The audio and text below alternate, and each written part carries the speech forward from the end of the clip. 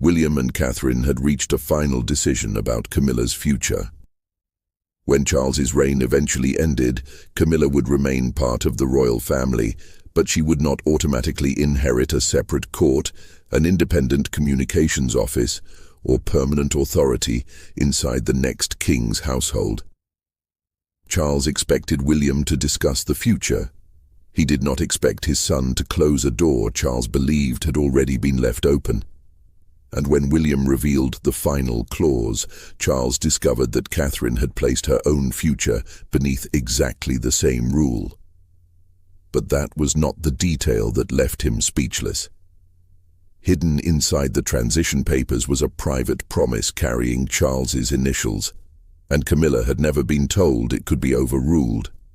The confrontation began with an ordinary succession briefing. Catherine had been reviewing what would happen to royal offices whenever the crown passed from Charles to William.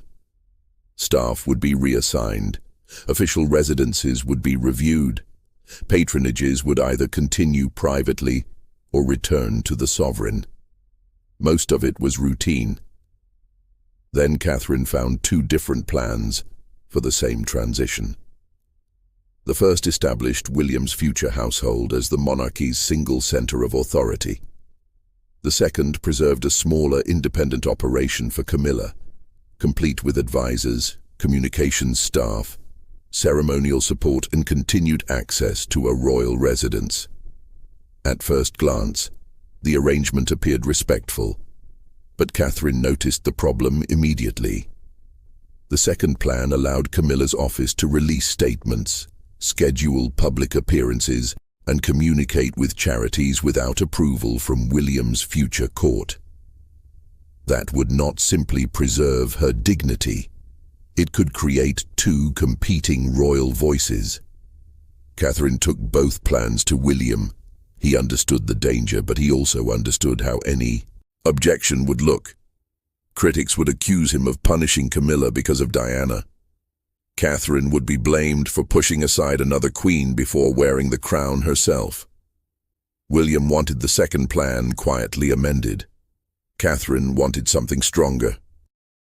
"Don't write a rule for Camilla," she told him. "Write one for every former consort, including me." That changed the entire argument. Under Catherine's proposal, the institutional machinery of each reign would end when that reign ended. A surviving consort could retain personal patronages, family dignity, and a public presence. But only the new sovereign could authorize an official role. No inherited staff, no automatic communications office, no second center of royal authority. And if William died before Catherine, the same restriction would apply when George became king.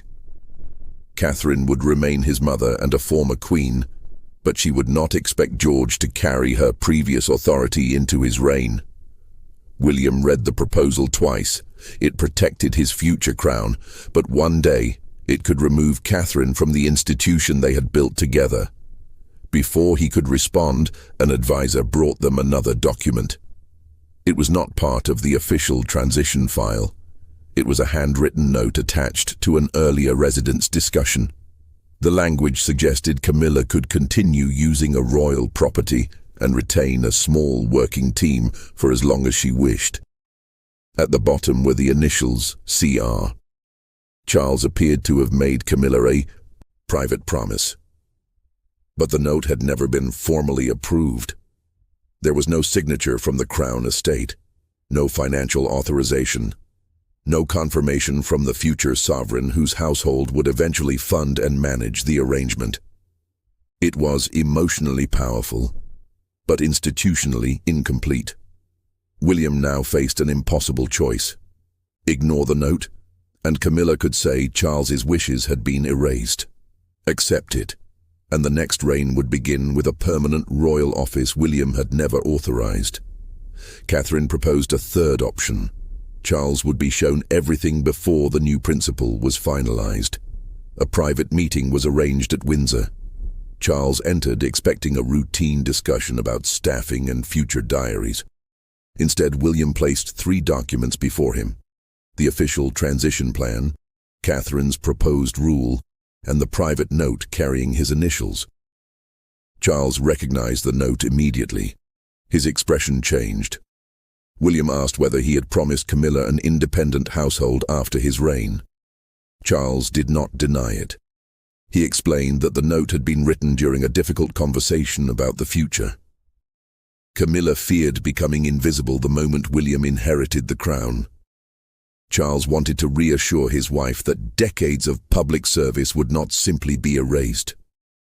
William understood the emotion, but Catherine focused on the consequence. Did Camilla believe this was guaranteed? Charles hesitated.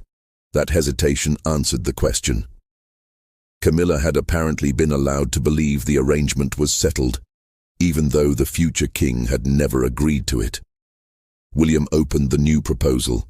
Its title was simple: The Royal Reset Principle. When one reign ended, its central working household would close. Staff, communications, residences, and official representation would return to the authority of the new sovereign. A former consort could still serve, but the role would have to be renewed, not inherited. Charles read the first page without speaking. Then he reached the line that affected Camilla directly. Her private office would not continue automatically. Any public duties after Charles would require an invitation from King William. Any royal residence connected to official work would be reviewed. Her charities could remain personal, but they could no longer issue statements appearing to represent the crown. Charles looked at William. "So, this is your decision?" William answered carefully. "It is our boundary." The word "our" made Charles turn toward Catherine. Until then, he had assumed she was supporting William's position. Now Catherine explained that she had written herself into the same rule. If George inherited the crown during her lifetime, she would surrender her official household too.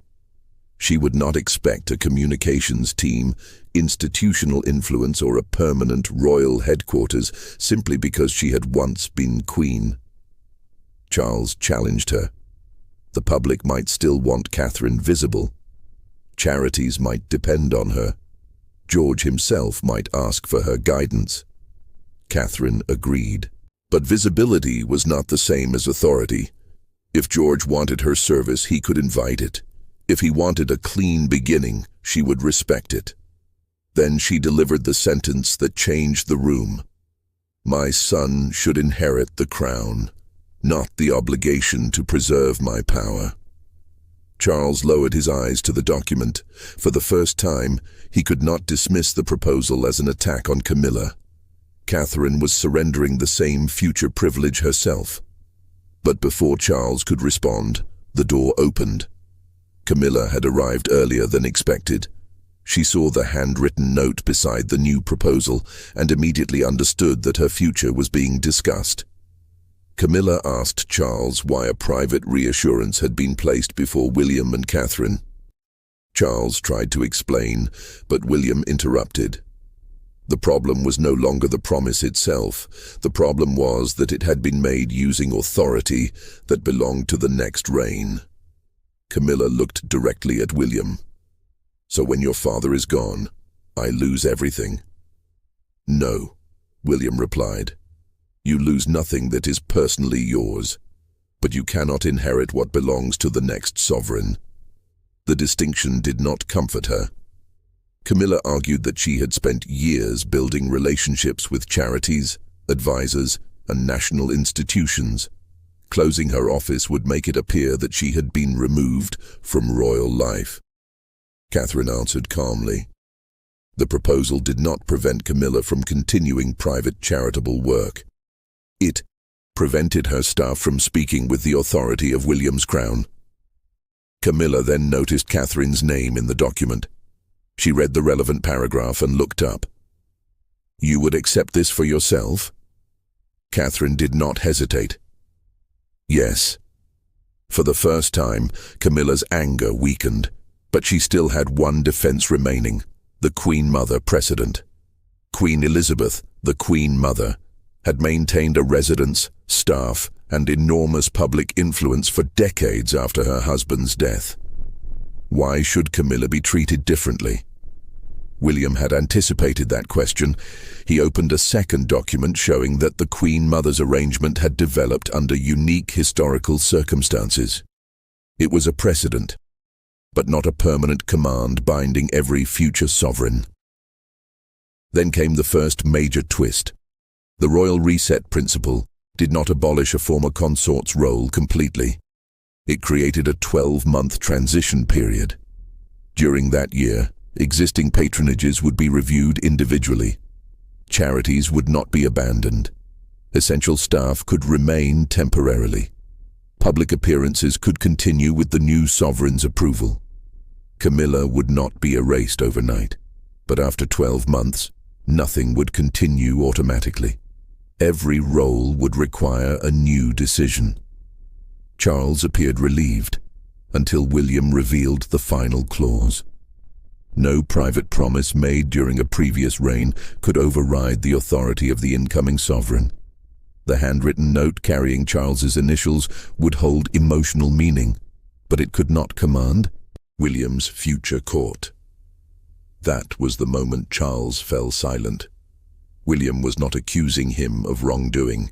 He was telling him that even a king could not promise away the authority of the king who followed. Camilla turned to Charles, expecting him to reject the principle. He did not. Instead, Charles asked for several minutes alone with the document. When the meeting resumed, he had added a short statement beneath his earlier note. This reflected my personal wish, not a binding instruction upon my successor. Camilla read the sentence slowly. Charles had not withdrawn his affection or his desire to protect her, but he had acknowledged the limit of his power. William signed the royal reset principle first. Catherine signed next. Charles did not sign as its author. He signed only as a witness that he had seen and understood it. Camilla refused to add her name. Yet before leaving the room, she asked one final question. If William invites me to continue, will I still be allowed to serve? William answered honestly, yes, but it will be service, not a second court. The meeting ended without a public argument, but the following morning, Catherine discovered something unexpected. Charles's handwritten note was no longer inside the transition folder. For several tense minutes, advisors believed someone had removed it. Then William received a sealed envelope from Camilla's office. Inside was the original note. Camilla had returned it, voluntarily. Attached was a new message containing only one sentence. If my future must be decided again, then my work will have to speak for me. It was neither surrender nor acceptance.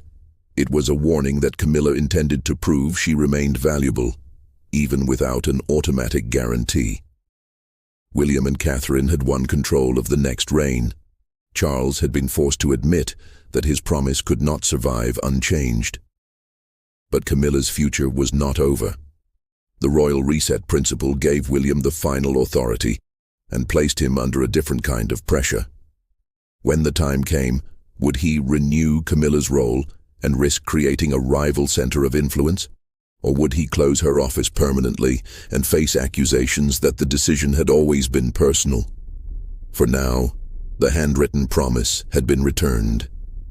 The future court would belong to William and Catherine, and Charles had finally seen the truth no monarch likes to confront. A king can shape his own reign, but he cannot rule the one that begins after him. Do you think William's boundary was necessary, or should Charles's promise to Camilla have been honored? Share your verdict below and subscribe for more original royal dramas where the most important decisions happen long before the crown changes hands.